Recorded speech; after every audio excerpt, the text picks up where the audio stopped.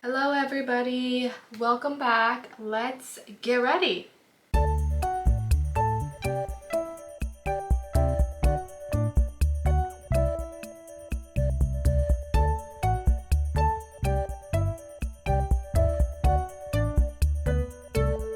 Hope everybody is good and well. Enjoying this heat. Not really. It's already a blaze. And we're just in May. Like, I don't know if I'm just getting older. The heat's just getting crazier. Maybe both. But whatever it is. Every year I realize I'm not built for this heat.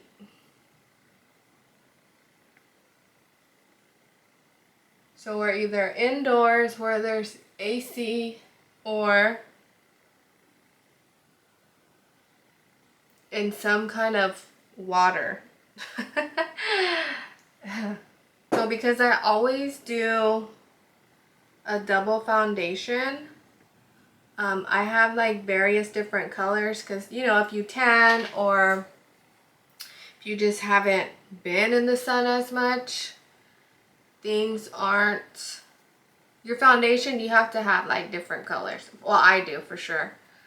But with that, if I know like I'm going to be using the liquid and it's a little bit darker than what I am at the time because I haven't had a tan, I'll use like a lighter foundation stick prior. So that way the combination of the two balances me out, if that makes sense, hopefully. But with that in mind, make sure you wear your SPF because this sun does not play.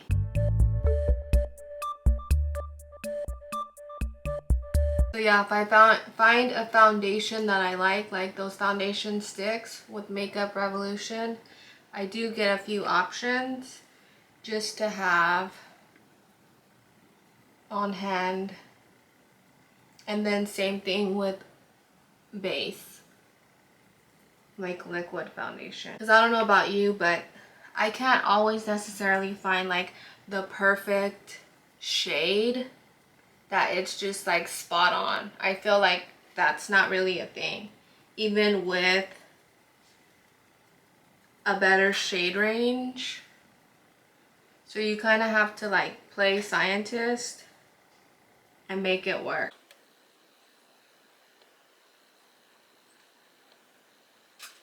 And sometimes you don't. You just gotta make sure to like, you know, make up your neck and your ears to give it a go. So I get it. I have been there, done that. This is the Born This Way multi-use sculpting in vanilla.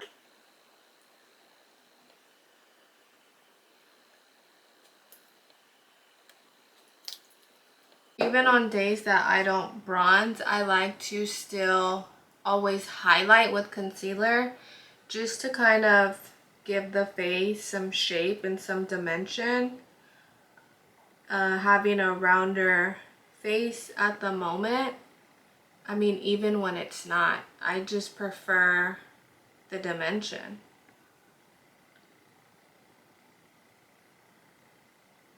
Along with looking more awake than maybe you are. So even if I won't use like a bronzer and I don't contour, well, I do try to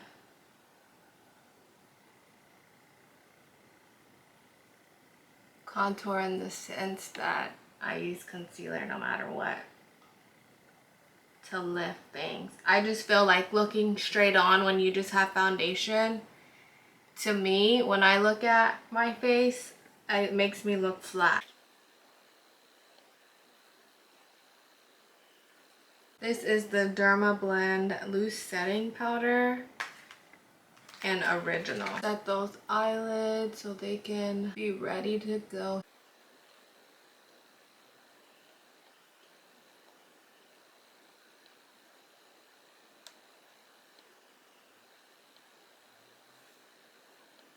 I think she just sets the skin like beautifully. I love that Derma blend. This is the Tatcha Silk Canvas. So I did want to take a minute and tell everybody that's been watching and been super supportive. Thank you. I really do appreciate it. It has been, you know, a challenge to get up on this platform and just do the thing, the damn thing, if you will. And so having people just continue to watch and be supportive and like and subscribe and just give me feedback, I appreciate it. It really does. It means a lot because it's hard. It's a hard thing to do, to show up on camera, put yourself out there, open yourself up to criticism. And not only that, but the time it takes to film, to edit, to make it like a decent final product. It's a labor of love. It really is. Like, you have to genuinely love what you're doing in order to keep going. So thank you. I appreciate it. It means so much, more than you know. And anybody that's new here, thank you for being here. I appreciate it. I welcome you with open arms. So definitely had to say that. Skin is still looking a little wet. So since the Tatcha powder is a lot of a lighter, more sheer, finely milled powder, if I'm still looking too dewy and I want to go in with another powder, like I want to bronze the face, I will use something more mattifying. And for me, that is that Derma blend. It'll mattify me without drying me out. Some people are able to just go in with a bronzer and it work out great. But for me, that's not the case. You have to like play around with things and see what works for you, see what's best, see how things dry up. It matters like the texture, it matters your type of skin, it matters, you know, the humidity that you're in, the temperatures that you're in. All of those things contribute. So it's not just a one hard like, do this is gonna work for you. That's not a thing. You know, it's not a one size fits all. And sometimes if I am dealing with texture at the moment, the product doesn't lay as easily, so you also have to like figure out how to work through those things, because you might come up looking patchy, or if you dermaplan, wax, shave, all of those things will contribute to the texture of the skin and affect how product will lay. So never just think like, mine doesn't look like that, or, you know, why am I having this trouble? It might not even be the product. It might just be your skin at the moment, or it could be the product. You just never know. So for me, I just switch out other things to see, like, if I switch out the product, do I still have the issue? If I still have the issue, then I know it's a skin thing. Did I recently just dermaplan? Did I recently just wax? Have I exfoliated in a while? You know, what about the skincare that you have? Not all skincare allows product to lay under makeup well either.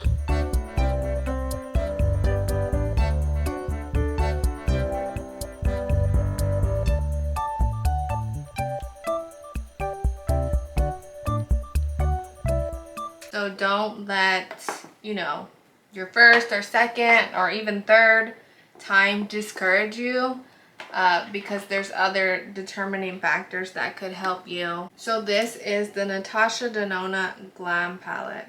I know you're probably thinking like, why do you always only use Natasha Denona? It's not that. I think that over time, when I had an abundance of makeup, I was wasting money with maybe not getting the best for my buck. And so over time,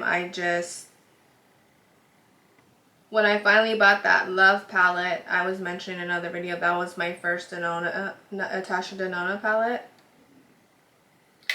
But I started to realize once I was using it, like, hey, like, wow, this is so much easier to work with. The color options are better. Sometimes I can just, you know, take this with me and I get a lot more use out of it. I'm not looking splotchy on the eye. It doesn't cake up. It's easy to work with. And so all those benefits outweighed me spending like $10 here or $20 there. And for me, when I want to spend a little bit more, like from a luxury side of a palette, this is my choice. But if I want to do more of a lower end drugstore price point, my preference is ColourPop shadows. So don't get me wrong, I do like to try other options, but like I've said before, there was a time that I did scale back on just getting what I needed and having more of a minimalist mindset with it. But at this point, I'm excited to see more and share that with you guys, try more, and see what we're working with. So I am open, and as I get more into filming, that I do plan to change that. I won't just stay using these types of, only this brand. So I totally understand if, you know, it may not be for you. It may not be like what you're able to get at the moment. I understand. No worries. But definitely all my palettes do have a lot of use out of them and a lot of love. And they are not neglected. I get a lot of use out of them. So if you are in the market and you do maybe want to splurge on yourself, I think these are the medium ones. She has the smaller ones, like these. And then she has these huge ones, and those for me were too much of a high price point for me to make that purchase. So I settled for like an in-between, but I do enjoy them. I think they're great, and I think you get a lot of use out of them and a lot of looks. So I promise this is not it. This shade is Lash Line. Well, we're just making up our own rules.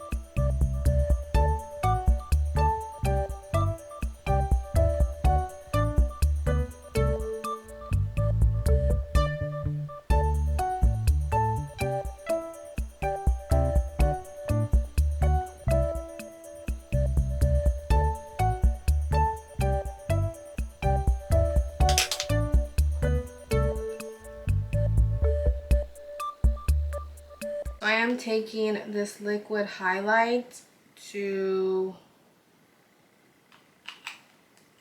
cut the crease so I can shimmer things up.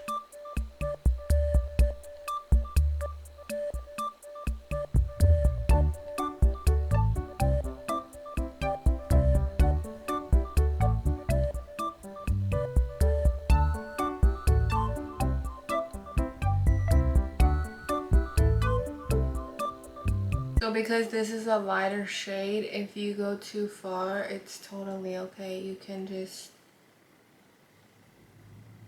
repatch it, cover things up again. I'm going over this with the color Smoke to give us some brown over it. The first one had more of a deep gray. Make sure I keep looking down while that liquid dries so I'm not creasing and cracking.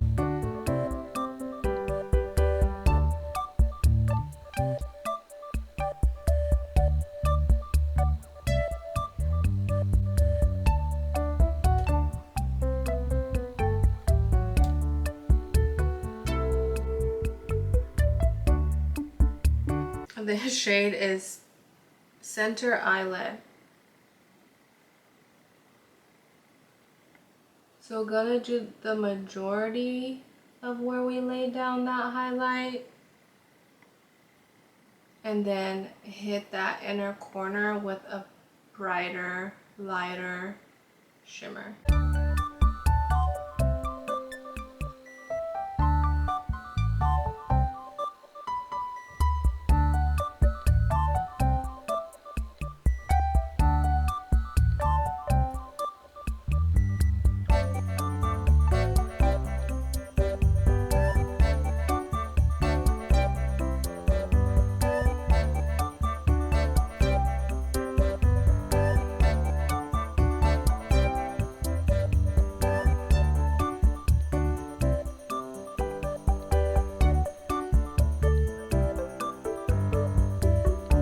Then gonna use, there's this brown shimmer, it's called Outer Eyelid.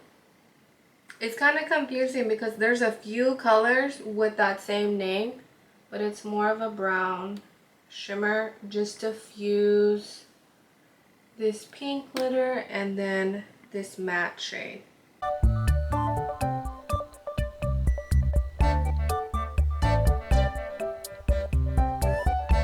Blow out this crease line just because we had used that highlight, and just in case things went a little bit higher than we needed them, this will get us back where we need to be. I'm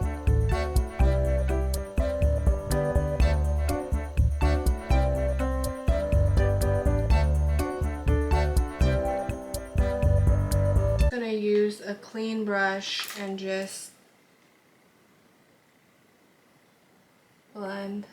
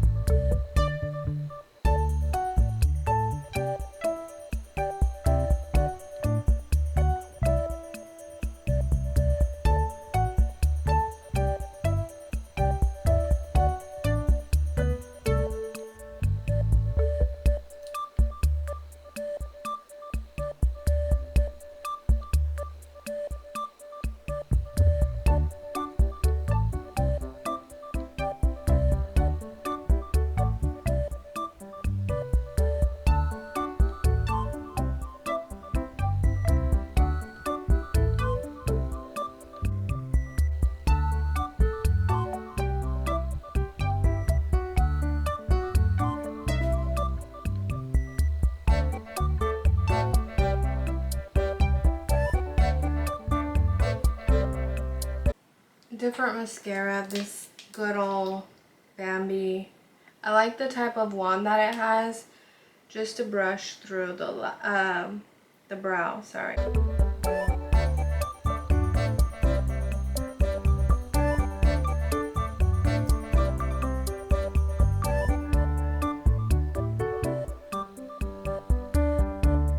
This is the Makeup Forever Artist Pencil.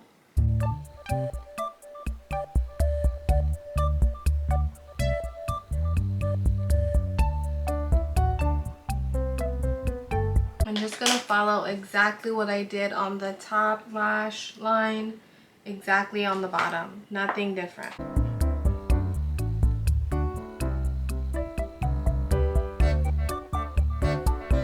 I usually start with my transition shade because I did that exactly across the eye, all across, and it's the lightest shade, so I really don't want to dirty the brush with the deeper shade. So I lay that guy down, and then the deeper shade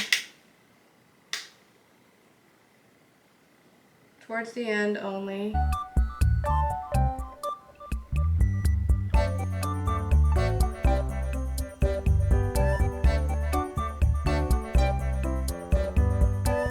And then I am gonna do that pink shimmer shade.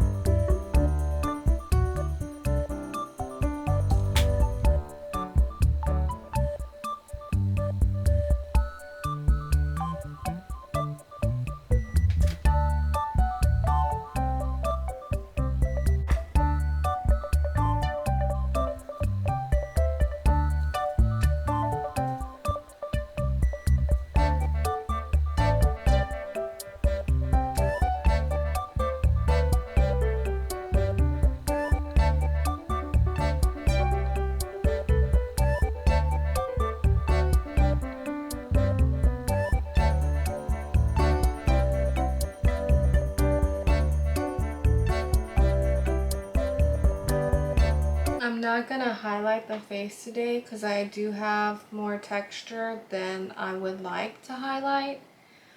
So I'm definitely not gonna help let that come out.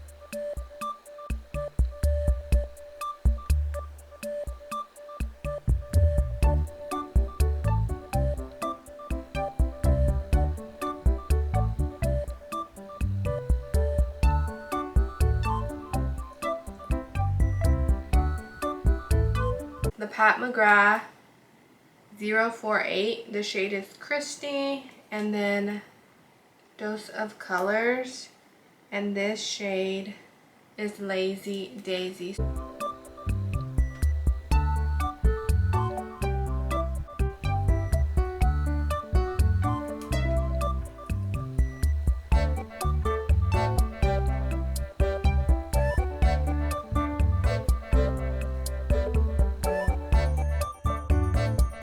I will see you next time.